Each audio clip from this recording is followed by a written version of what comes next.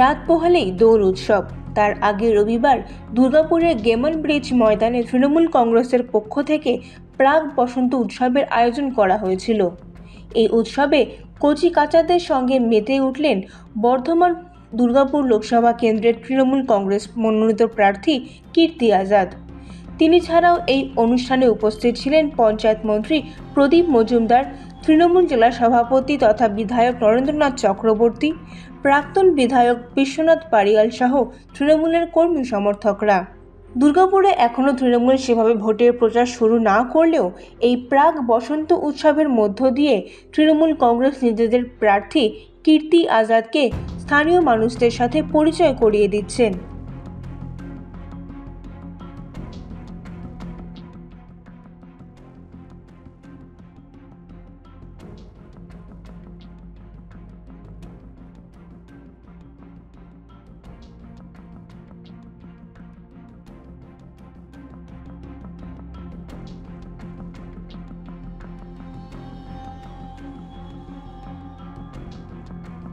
দুর্গাপুর থেকে নিজস্ব প্রতিনিধির রিপোর্ট, এএনএম নিউজ।